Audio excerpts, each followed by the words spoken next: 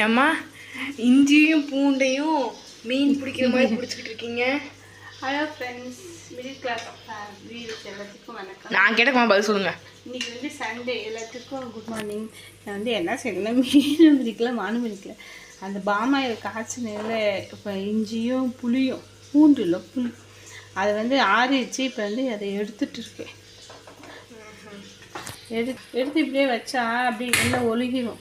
உடனே எடுத்து போட்டால் எண்ணெயாக இருக்கும். அதனால இப்படி வச்சுட்டோம்னா இது சமைக்க யூஸ் பண்ணுங்க. குப்பையில் போட்டுனீங்களா? இது வேண்டாம், இது தூக்கி போட்டு வேலைதான். அடுத்து வந்து நான் என்ன செய்ய போகிறேன்னா, இது பூரியும் குருமாவும் செய்யப்பேன். நைட்டும் பூரி தான். நைட்டு வந்து உருளைக்கிழங்கு இது மசாலா. இப்போ வந்து குருமா நான் தான் சாப்பிட்றேன்.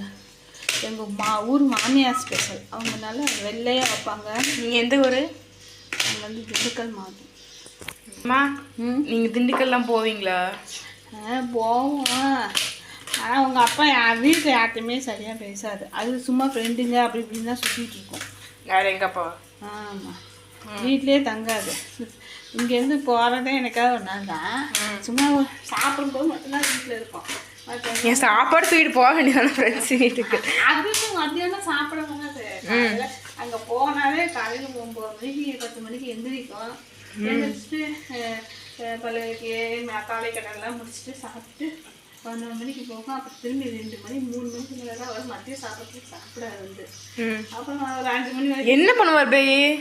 என்ன பழம் கதை வெட்டிக்காத. நீ ஸ்கூலில் படிக்கும் போது யாரை பார்த்த? எவ்வளோ பார்த்த? வேலை பார்த்தேன். டீ இந்த பிள்ளை தான் நானே பேசுவாங்க. வெட்டி அந்த டீ கடை வச்சுருக்காங்க. அவளுக்கு 2 ஒருத்தர் தான் இருக்கேங்க ஊரில். அவங்க கூட செஞ்சுட்டு வெட்டி வாங்கி வச்சுட்டு உட்காந்துருக்கோம். அப்புறம் சாயங்காலத்துக்கு 5 மணிக்கெலாம் ஓடி செய்வோம். போயிட்டு 9 மணி 10 மணிக்கு அவங்க டீ கடையில் அழைக்க மாட்டாங்க. அவங்க 10 மணிக்கு தான் வரும். வந்து சாப்பிட்டுட்டு தூங்குமா? அவ்வளோதான். எப்பயாவது வேலை தான் பேசும். அதனால் இது வந்து அவங்க வீட்டில் பிள்ளையாகவே வைக்க மாட்டாங்க. ஒரு கெஸ்ட்டு தான். இந்த கடைசியில் என்னையே அப்படி தான் ஆக்கிட்டாங்க. கெஸ்ட்டு மாதிரி ஆக்கிட்டாங்க. என்னையும் அப்படி ஆக்கிட்டாங்க கடைசியில்.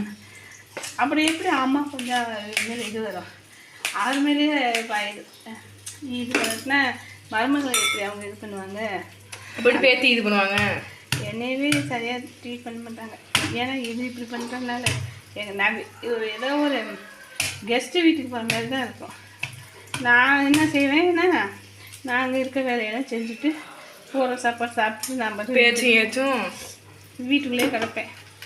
இது அப்படியே சுற்றிட்டு வந்து ஒரு 2 நாள் இருப்போம். அப்புறம் விசேஷம் வந்துட்டு கிளம்பி இங்கே வந்துடுவோம் திருப்பூருக்கு. அப்புறம் இங்கே வந்தால் என்ன அது கம்பெனி வேலை. இதுதான் என் லைஃபே.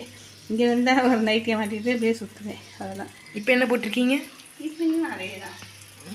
இதுதான் என்னுடைய பாரம்பரிய உடைய. மேலே இன்னும் வேறு கீழே ரைட்டு லெஃப்ட்டு வேறு கதை வடிஞ்சு எண்ணெல்லாம் வடிஞ்சு ட்ரை ஆகிடுச்சு. இப்போ இதை குப்பையில் போட்டலாம். அது உருளைக்கிழங்கு வேக வச்சுருக்கேன். இப்போ எண்ணெய் சட்டி வச்சுருக்கேன். இப்போ தாளிக்கலாம். எண்ணெய் காஞ்சிடுச்சு. இப்போ சோம்பு போட்டுக்கிறேன். இதாங்க, ஒரு பட்டை, ஒரு ஏலக்காய், ஒரு இலை. அடுத்தது பொடியாக இருக்கிற பெரிய வெங்காயம். இதோட இடித்த இஞ்சி, கொஞ்சம் இடித்த பூண்டு, அது போக ஒரு 4 பச்சை மிளகாய். காரத்து இன்னும் வேணும்னா இன்னும் விட போட்டுக்கலாம். இது நல்லா வதங்கட்டும். இப்போ வந்து நல்லா வதங்கிட்டு இப்போ வந்து தக்காளி 2 கட் பண்ணி வச்சுக்க அதை போட்டுக்கலாம். இப்போ உருளைக்கிழங்கு வேக வச்சுருக்கையில் அதை தோலை ஊற்றி சும்மா இப்படி போட்டுக்கலாம். இதாகிருக்கும். இதோட வந்து மல்லித்தூள் மட்டும் 1 ஸ்பூன் போட்டுக்குவேன். தேனளவு உப்பு போட்டுக்கிறேன். தண்ணி ஊற்றி வேக வச்சு வச்சுக்கலாம். இன்னும் மிளகாத்தூள் போட மாட்டிங்களா? இது வந்து வெள்ளை குருமா மாதிரின்னு சொல்லலாம். அப்படி வெள்ளை குருமாலாம் மல்லித்தூள் போட்டால் கலர் மாறாது. லைட்டாக இதாகும். லைட்டாக கொஞ்சம் மஞ்சத்தூள் போட்டுக்கலாம். அவ்வளோதான். இப்போ வந்து பாருங்கள், தேங்காய் காமூடி எடுத்துருக்கேன். கொஞ்சம் பொட்டுக்கலை சோம்பு இதை மட்டும் அரைச்சி ஊற்றிடலாம். இப்போ பாருங்கள், கொதிச்சு நல்லா கொதிக்குது.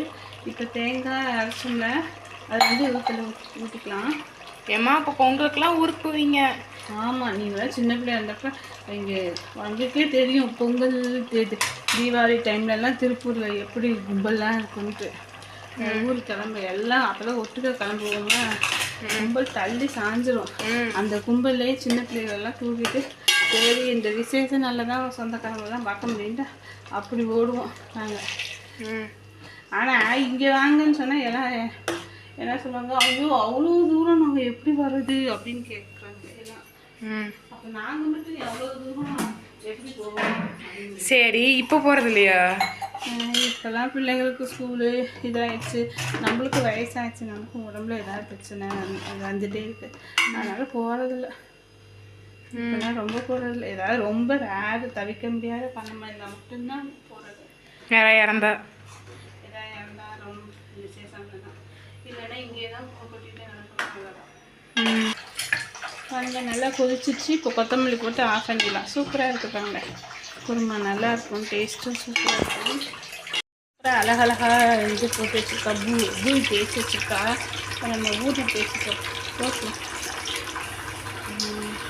பூரி பாருங்க சூப்பராக உப்பி வருது. ஆனால் ஃபஸ்ட்டு பூரி மட்டும் ஒரு மாதிரி இதாக இருக்குது. இப்போ செகண்ட் பூரி வந்து நல்லா வரும்.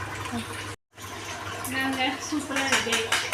இன்றைக்கி பாருங்க, இன்றைக்கி சண்டே காலையில் நமக்கு வந்து பிசு பூரியும் குருமாவும், பொட்டேட்டோ குருமாவும். இது மாமியார் குருமா. சுடுது. குளிக்காமல் குருமா சாப்பிட்டு சண்டே சூப்பராக இருக்குது.